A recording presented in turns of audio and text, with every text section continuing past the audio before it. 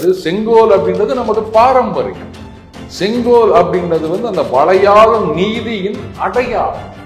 ஏன் தமிழ் பாரம்பரியம் அப்படின்னா காங்கிரஸுக்கு ஒத்துக்காது. அதை பார்த்துட்டு இங்க இருக்கிற கட்சிகள் சும்மா இருக்கணுமா? எங்க அண்ணன் சீமான் என்ன பண்ணிருக்கிறாரு?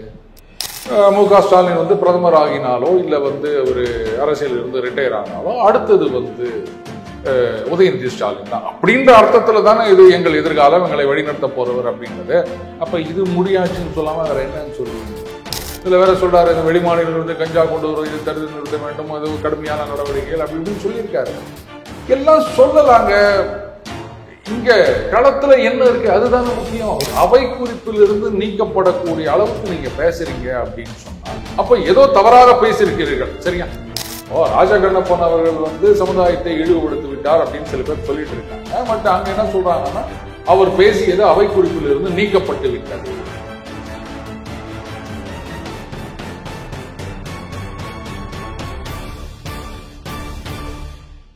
ஜாம்பவான் நேயர்களுக்கு பிரபாகரனின் அன்பு வணக்கம். இன்றைய அரசியல் அரங்கம் நிகழ்ச்சியில் நம்மோடு இணைந்திருக்கக்கூடிய சிறப்பு விருந்தினர் நம்முடைய ஜாம்பவான் அருண் சார் அவர்கள். வணக்கம் சார். வணக்கம் பிரபா சார். நாடாளுமன்றத்துல செங்கோல் குறித்தான விவாதம் அப்படிங்கிறது பெரிய பேசுபொருளாக இருக்கிறது. காங்கிரஸ் அதை முன்னிறுத்துறாங்க. செங்கோல் அங்கிருந்து அகற்றப்பட வேண்டும் அப்படின்னு தொடர்ந்து எதிர்கட்சிகள், காங்கிரஸ் தலைமையில் இருக்கக்கூடிய இந்திய கூட்டணியுடைய எதிர்கட்சிகள் கோரிக்கை வைக்கிறாங்க. சார், என்ன செங்கோல் மீதான காரணம் அகற்ற சொல்றதுக்கு? ஏன் தமிழ் பாரம்பரியம் அப்படின்னா காங்கிரஸுக்கு ஒத்துக்காதா? அதை பார்த்துட்டு இங்க இருக்கிற கட்சிகள் சும்மா இருக்கணுமா? எங்க அண்ணன் சீமான் என்ன பண்ணிருக்கிறாரு? இல்ல அவரு செங்கோல் அப்படின்றது மதச்சார்புடையது அப்படின்னோ இல்ல அது மன்னராட்சி முறை அப்படின்னோ சொல்ல முடியாது. ஏன்னா முருகையம் ஒப்பாட்டேன் அப்படின்னு சொல்லுவாரு. அப்ப அதை என்னன்னு சொல்லுவீங்க நீங்க? அது அதே வாயில தான் கையில வேலை வச்சுக்கிறான், இதுனா தீவிரவாதி மாதிரி இருக்குது அப்படின்னு சொன்னாரு. அது வேற விஷயம். அதனால அவர் பேசினதெல்லாம் நம்ம சீரியஸா எடுத்துக்க முடியாது. மன்னராட்சி முறை அதை குறிக்கின்றது அப்படின்னு சொன்னா அப்போ இந்திய அரசாங்கத்தோட சின்னம் என்ன பிரபா? அந்த சிங்கங்கள் இருக்குல்ல, எங்க இருந்து எடுத்தீங்க? அசோகர் ஆட்சி காலத்து சின்னம் தானே அது. அப்ப அது மன்னராட்சியின் அடையாளம் கிடையாதா?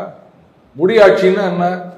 ராஜா, அதுக்கப்புறம் அவருக்குள்ள பேரன், கொள்ளு பேரன், எள்ளு பேரன், இப்படிதானே. இப்ப எப்படி ஆயினுக்குது?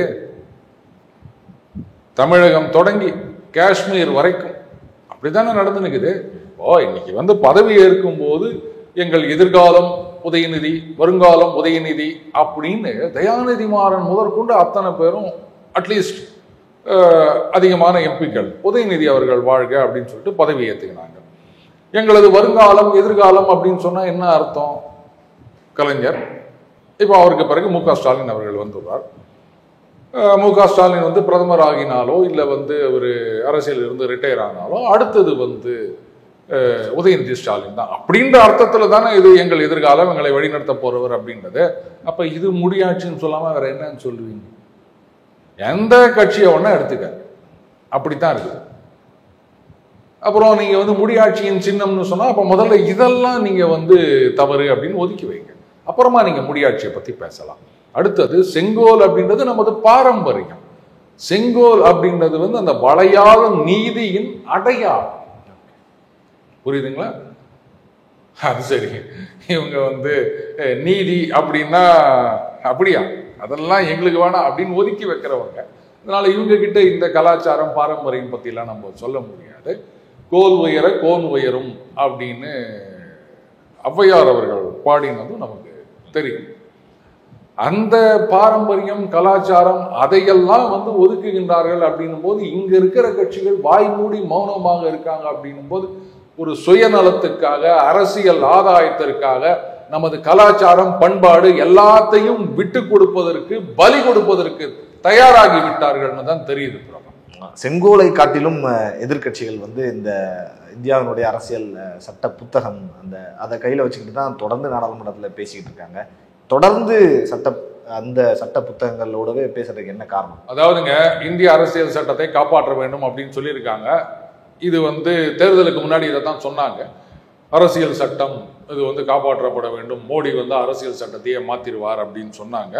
அரசியல் சட்டத்தை காப்பாற்ற வேண்டும் அப்படின்றதுக்காகத்தான் மக்கள் முடிவு செய்து காங்கிரஸ் ஆட்சி பக்கமே வரவிடாம ஓரங்கட்டி வச்சுக்கிறாங்க. இவங்கெல்லாம் என்ன சொல்றாங்க, மோடி அவர்களே உங்களுக்கு மெஜாரிட்டி கிடைக்கவில்லை, நீங்கள் இஷ்டப்படி ஆட முடியாது அப்படின்னு சொல்லி இருக்கிறாங்க. அந்த அதர் சைட் நான் எப்படி பாக்குறேன்னா, ஐயோ காங்கிரஸ் தப்பி தவறி அந்த பக்கமே வந்துடக்கூடாது, அவங்க ஆட்சி பக்கமே வரக்கூடாது அப்படின்னு மக்கள் முடிவு எடுத்தாதான் நான் பாக்குறேன். ஏன் இல்லைன்னு சொல்வீங்க நீங்க? அப்புறம் இப்ப நீங்க 10 வருஷம் இதுல வேற பாஜக வேற சொல்லிட்டாரு, 10 வருஷத்துக்கு மேல ஒருத்தர் ஆட்சியில் இருப்பது சரியில்லை, சட்டம் கொண்டு வர வேண்டும். ஏன்னா அவருக்கு தெரிஞ்சு போச்சு, ஐயோ இவங்க மறுபடியும் ஜெயிச்சு வருவாங்க அப்படின்ட்டு. இப்படி இல்லாம ஒரு சட்டம் போட முடியும். ஏன் நீங்க ஆட்சியில் இருக்கும்போது அந்த மாதிரி ஒரு சட்டம் கொண்டு வர வேண்டியதானே? இப்ப மட்டும் பாஜக ஜெயிச்சுட்டு வரும்போது இந்த மாதிரி சட்டம் போட்டுக்கிறீங்க? அச்சப்படுறாங்களோ இனிமே நம்ம வரவே முடியாது அப்படின்னு சொல்லி. வேற என்ன? ஆனா இப்ப காங்கிரஸை பொறுத்த வரைக்கும் ஒரு அதீத நம்பிக்கை, இனிமே நாங்க தான் அப்படின்னு நினைப்பு தான் பழப்ப கெடுக்குது அப்படின்வாங்க. அதுதான் நடக்க போகின்றது. அரசியல் சட்டம் காப்பாற்றப்பட வேண்டும்னா காங்கிரஸிடம் இருந்து தான் காப்பாற்றப்பட வேண்டும். பிரபா, உங்களுடைய அடிப்படை உரிமை, அதாவது அந்த உரிமை இருந்தாதான் மற்ற எல்லாமே அப்படின்னா அது ரைட் டு லைஃப், உயிர் வாழ்வதற்கான உரிமை. உயிர் இருந்தாதான் பேச்சு சுதந்திரம், எழுத்து சுதந்திரம், கருத்து சுதந்திரம் இதெல்லாம் நீங்க பேச முடியும். உயிரே இல்லைன்னா சோ அந்த ரைட் டு லைஃப் அதையே இல்லைன்னு சொன்னவங்க தான் இந்திரா காந்தி அம்மையார் அவர்கள். இதுல சசி தரூர் சொல்றாரு பாருங்க, அது அன்டெமோக்ராட்டிக் அப்படின்னு ஒன்னா சொல்லுங்க, அரசியல் சட்டத்துக்கு புறம்பாக நடக்கவில்லை அப்படின்னு சொன்னார்.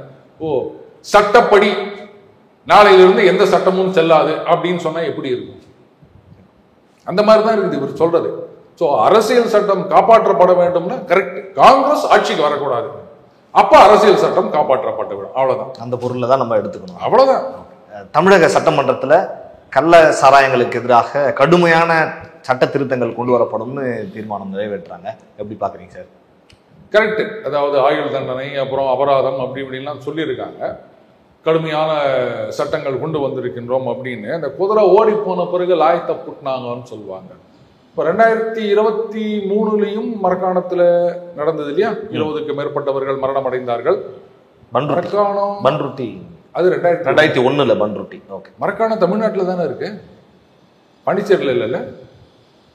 23 திமுக தான் ஆட்சியில் இருந்தது இல்லை? ஆமாம் சார், அப்போ அவங்க தான் இருந்தாங்க. அப்போ ஏன் இந்த சட்டம் வரல? உடனடியாக நடவடிக்கை எடுத்து விட்டோம்னு சொன்னாரு. கோர்ட்ல தான் கேட்டாங்கல்ல, 2023 நடந்த பிறகு நீங்க ஏன் பாடம் படிக்கவில்லைன்னு கேட்டாங்களா? அதுக்கு என்ன பதில் சொல்லுவாங்க? ஒருவேளை அப்ப கம்மியா மரண எண்ணிக்கை கம்மியா இருக்கு. அப்ப 23 பேர் அப்படின்றது ஒரு பெருசு. 65 மேல போனாதான் உங்களுக்கு பெருசா? இதெல்லாம் கூட ஏதாவது கணக்கு வச்சிருக்காங்களோ? சரி, இருந்துட்டு போட்டோம். இப்போ இந்த சட்டம் கொண்டு வந்துட்டீங்க, அது வேற என்ன சொல்லியாச்சு, சமூக குற்றம்னு சொல்லியாச்சு. நம்ம போன இதுல நம்ம பேசியிருந்தோம், ஞாபகம் இருக்கா? அந்த பகுதியில இந்த காவல்துறை அதிகாரிகள்ல இருந்து கலெக்டர் வரைக்கும் அவங்க ரெஸ்பான்சிபிள். அதுக்கப்புறம் அவங்க சம்பளத்துல இருந்து பிடிச்சி காம்பன்சேஷன் கொடுக்கணும் அப்படின்னு. பரவாயில்ல, இதுல அந்த பகுதி காவல்துறை அதிகாரிகள் அவர்கள் தான் பொறுப்பு அப்படின்னு சொன்னதா ஒரு செய்தியை நான் ஒண்ணு பார்த்தேன். நாம சொல்லி செஞ்சாங்கன்னு இல்லை, அது ஏற்கனவே பேசியிருந்தோம். அதுக்கு அதே மாதிரியான செயல்பாடுகள் அரசு தரப்புல இருந்து. அவ்வளவுதான். கலெக்டர்லாம் இதுக்கு பொறுப்பு இல்லையா? ஏன் அவங்கள மட்டும் விட்டாங்கன்னு தெரியல. ஏன்னா கலெக்டர் தானே மாவட்டத்துக்கே பொறுப்பு. பொய் வேற பேசியிருக்காரு சார் கலெக்டர். ஆதாரம் இருக்கு, விஷுவலா இருக்கு. அவங்க அப்படி. சரி, இப்போ என்னுடைய கேள்வி என்னன்னா, இது அதாவது மருத்துவத்துல வைத்தியம் அப்படின்னு சொல்லும்போது சிம்டமேட்டிக் கியூர், டயக்னாஸ்டிக் கியூர் அப்படின்னு 2 சொல்லுவாங்க. அதாவது போறீங்க, ஜுரம் இருக்குது அப்படின்னா முதல்ல அந்த ஜுரத்துக்கு எதையாவது ஒரு ட்ரீட்மெண்ட் கொடுத்துட்டு அதுக்கப்புறம் அந்த ஜுரம் எதனால வந்தது அப்படின்னு டயக்னைஸ் பண்ணி, அது ஏகப்பட்ட காரணங்கள் இருக்கு ஜுரம் வரதுக்கு. ஸோ அதுக்கு ட்ரீட்மெண்ட் கொடுக்கறது தான் டயக்னாஸ்டிக் கியூர் அப்படின்னு சொல்லுவாங்க. இது வெறும் சிம்டமேட்டிக் கியூரா இருக்குது. இப்போ நீங்க இது மாதிரி சாராயம் காய்ச்சினா ஆயுள் தண்டனை, கூட அபராதம் அப்படின்னா இது மாதிரி பண்ணா மட்டும் இது நிந்திர போதா? முத்தரசன் அவர்களோ இல்ல கே பாலகிருஷ்ணன் அவர்களோ ரொம்ப அழகா சொல்லிக்கிறாங்க. இது எத்தனை காலமா? முத்தரசன் அவர்களாவது என்ன சொன்னாரு, ரொம்ப நாளா நடந்திருக்குதுன்னு சொன்னாரு. கே பாலகிருஷ்ணன் 30 வருஷமான்னு சொல்லிட்டார். இந்த 30 வருஷத்துல திமுக அதிமுக 2 கட்சியிலும் மாத்தி மாத்தி ஆட்சியில் இருந்துக்கிறாங்க. 2 பேர் கூடயும் கம்யூனிஸ்டுகள் மாத்தி மாத்தி கூட்டணி வச்சிருந்துக்கிறாங்க. ஒன்னும் பேசல. ஆனா ஒரே ஒரு தடவை திருத்துறைப்பூண்டி எம்எல்ஏ பழனிசாமின்னு நினைக்கிறேன், அவரு சட்டசபையில கள்ளச்சாராயம் பெருகிறது அப்படின்னு பேசினாருங்க. அப்புறம் அவங்க வீட்லயே ரெய்டு வந்துட்டாங்க. அப்புறம் மக்கள்லாம் திரண்டு எழுந்து அவர் எதுவுமே பண்ணல. மக்களா தானாக முன் எப்படி எங்க எம்எல்ஏ வீட்டுல நீங்க ரெய்டு பண்றீங்களா அப்படின்ட்டு பெரிய போராட்டம்லாம் நடந்தது அப்படின்னு வச்சுக்கோங்களேன். 293 நினைக்கிறேன் அது நடந்தது. இது ஒரு நாங்கள் இப்படி சட்டம் போட்டோம் அப்படி சட்டம் போட்டோம். ஏங்க, கொலைக்கு ஒரு சட்டம், அது வந்து நம்ம இந்தியா சுதந்திரம் அடைந்ததுலேருந்து இருந்துக்குது. கொலையெல்லாம் தடுத்து நிறுத்திச்சா? கொலை நடக்காம இருக்கா? அதில் இந்த திருமணம் மீறிய பந்தம், அந்த ஒரு கொலை வேற இப்போ நிறைய வந்து நிற்குது. என்ன பண்ணிட்டீங்க நீங்க? இதில் வேற சொல்றாரு, இந்த வெளிமாநிலிருந்து கஞ்சா கொண்டு வரும், இது தடுத்து நிறுத்த வேண்டும், அது கடுமையான நடவடிக்கைகள் அப்படி இப்படின்னு சொல்லியிருக்காரு. எல்லாம் சொல்லலாங்க. இங்க களத்துல என்ன இருக்கு அதுதானே முக்கியம். இம்ப்ளிமெண்டேஷன் பண்ணணும். சட்டத்தை நான் கடுமையாக்குறேன் அப்படின்னா தெரியல சார். அதே மாதிரி திமுகவினுடைய அமைச்சர் ராஜகண்ணப்பன் ஏற்கனவே போக்குவரத்து துறை அமைச்சராக இருந்திருக்காரு, வேறு துறைகள்லாம் மாற்றப்பட்டு இருக்காரு. அதிமுக காலத்துல இருந்தே அமைச்சராக இருந்தக்கூடிய அனுபவம் பெற்றவர். அவர் வந்து ஒரு சாதிய சார்ந்து சாதிய ரீதியான கருத்தை சட்டமன்றத்தில் தெரிவித்தாருங்கிறது பேசுபொருளாக மாறி இருக்கிறது. அந்த விஷயத்தை நீங்க பாத்தீங்களா? என்ன நடந்தது சார்? அதாவதுங்க, இந்த சபை நடவடிக்கைகள் இதை நேரடியாக ஒளிபரப்ப வேண்டும் அப்படின்றது ரொம்ப நாளாக ஒரு கோரிக்கையாக இருக்கின்றது. அதிமுக ஆட்சி காலத்தில் ஒரு சில நிகழ்வுகள் லைவ் ரிலே பண்ணியிருக்காங்க. ஆனால் லோக்சபா ராஜ்யசபா ரெண்டுத்துலேயும் தனியாக ஒரு டிவி சேனலே வச்சிருக்காங்க. லோக்சபா டிவி, ராஜ்யசபா டிவி அப்படின்னு லைவாக அதை ரிலே பண்ணிட்டு இருக்காங்க. திமுக வந்து அதை ஏன் இம்ப்ளிமெண்ட் பண்ண மாட்டேங்கிறாங்க அப்படின்றது தெரியல. இப்போதான் எனக்கு புரிஞ்சுது.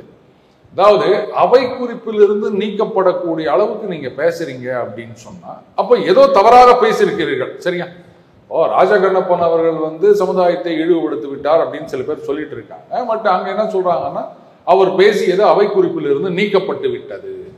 ஆனா என்னன்னா, மற்ற உறுப்பினர்கள் அவங்க பேசுறத வந்து லைப்ரரியிலே கிடையாது. அமைச்சர் அவர்கள் பதில் கொடுக்கும் போது அது நேரலையில ஒளிபரப்புறாங்க. சரி, அமைச்சர் அப்படின்னும் போது ஒரு பொறுப்போட பேசுவார்னு நினைச்சிட்டு அதை மட்டும் லைவா போட்டிருக்காங்க போல இருக்கு. அவரே ஏதோ பேசிட்டு இருக்காரு போல இருக்கு, அதனால அவை குறிப்பில் இருந்து நீக்கிட்டாங்க. ஆனா லைப்ரரியிலன்னு வரும்போது அந்த வீடியோ கேப்சரிங்லாம் நிறைய டெக்னிக் இருக்குது இல்லையா, அந்த மாதிரி சொல்லிட்டு இருக்காங்க. அவர் வந்து நான் அந்த மாதிரி எல்லாம் ஒன்றும் இழிவுபடுத்தவில்லை, அப்படி இல்லை இப்படி இல்லைன்னு சொல்லியிருக்காரு.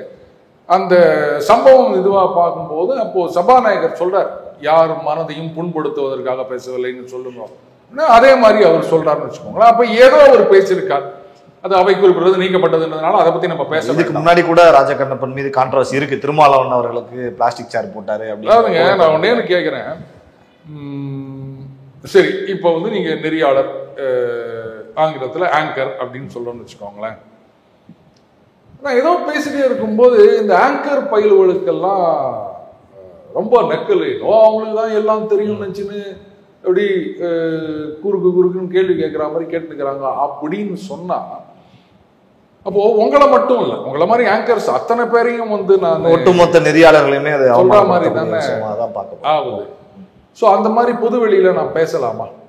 அப்போ ஒரு சாதாரண மனுஷனான எனக்கே ஐயோ இப்ப இப்படி அப்படி நான் சொல்லியிருந்தேன்னு வச்சுக்கோங்களேன், எடிட்டரை என்ன பண்ணுவோம், கட் பண்ணிடுவோம். அண்ணே இதெல்லாம் போட வேணானே, இவன் வந்து ரொம்ப மோசமா பேசியிருக்கானே அப்படின்னு சொல்லிட்டு எடிட்டரை கட் பண்ணிடுவான், சரியா? அப்போ எனக்கே வந்து இவ்வளவு ஒரு ரெஸ்பான்சிபிலிட்டி வேணும் அப்படின்னு சொல்லும் போது, அதாவது எடிட் பண்ணக்கூடிய வார்த்தைகளை நான் பேசக்கூடாது அப்படின்னும் போது, ஒரு அமைச்சர் அப்படின்னும் போது எக்ஸ்பென்ஸ் பண்ணக்கூடிய வார்த்தைகளை அவர் பேசி இருக்கலாமா? தப்பு இல்லையா? இதுக்கெல்லாம் வந்து யார் பொறுப்பேற்பது? என்ன பண்ணிட போறாங்க, என்ன ஆயிட போகுது? மக்கள் வந்து என்ன சொன்னாலும் பிளாஸ்டிக் சேர் கொடுத்தாலும் எனக்கு ஓட்டு தான் போட போறாங்க அப்படின்னு இருக்கும்போது, பிளாஸ்டிக் சேர் நான் மனக்கட்ட கூட கொடுப்பேன், உனக்கு என்ன பண்ணுவேன்? கூட்டணியிலே இருந்தாலும் அமைதியாக தான் இருக்கணும், அவ்வளவுதான். இந்தியாவுடைய நாடாளுமன்றத்தில் எதிர்கட்சிகள் பேச விடலை, அவங்களுக்கு பேசக்கூடிய வாய்ப்புகள் வழங்கப்படவில்லை அப்படின்னு ஒரு குற்றச்சாட்டு காங்கிரஸ் தரப்புல இருந்து வைக்கப்படுகிறது, எதிர்கட்சிகள்ல இருந்து வைக்கப்படுகிறது. அப்படியா சார்? அந்த மாதிரி சூழ்நிலை தான் நாடாளுமன்றத்தில் இப்பவும் இருக்கா? அதாவதுங்க, அங்க என்ன சொல்றாங்க, ஜனாதிபதியின் உரைக்கு நன்றி தெரிவிக்கும் தீர்மானம், அதுக்கப்புறம் மற்றதெல்லாம் பேசணும் அப்படின்னா, இல்ல நான் முதல்ல நீட்டு தான் பேசுவோம். சரி, அங்க வந்து எதிர்கட்சிகளை பேச விடவில்லை, கருத்து சுதந்திரம் அப்படின்னு சொல்றாங்கல்ல. தமிழ்நாட்டில் என்ன பண்ணிக்கிறாங்க? இன்னைக்கு முதலமைச்சர் பேசியிருக்காரு, இந்த மாதிரி அந்த தேர்தல் தோல்வி, அதுக்காக கள்ளச்சாராய விஷயத்தை இவங்க வந்து கள்ளக்குறிச்சி விஷயத்தை, கள்ளக்குறிச்சி விஷயத்தை இது பண்றாங்க அப்படின்னு அவங்க வந்து சட்டசபை கூட்டத்தொடர் முடிகிற வரைக்கும் சஸ்பெண்ட் பண்ணியிருக்காங்க போல. 2 முறை அவங்களும் பேச வாய்ப்பு கேட்டாங்க இந்த விஷயத்தை. அப்ப இதுக்கு என்ன சொல்வாரு? எப்படி நாடாளுமன்றத்துல மட்டும் அவங்க அந்த மாதிரி பேசுவாங்க, இங்க வந்து எதிர்கட்சிகளை வந்து சஸ்பெண்ட் பண்ணிட்டு போவாங்களா? முதல்ல ராகுல் காந்தி அவர்கள் இதுக்கு பதில் சொல்லிட்டோம், அதுக்கப்புறமா அதுக்கு நான் பதில் சொல்றேன். நிறைய விஷயங்கள் சார், தமிழக அரசியல் தொடங்கி தேசிய அளவில் இருக்கக்கூடிய அரசியல் நிலவரங்கள்னு நிறைய விஷயங்களை நம்மோட நேயர்களுக்காக பகிர்ந்து கொண்டீர்கள். உங்களுக்கு ஜாம்பவான் நேயர்கள் சார்பாகவும் இந்த பிரபாகரன் சார்பாகவும் மனமார்ந்த நன்றி சார். நன்றி பிரபா. நன்றி.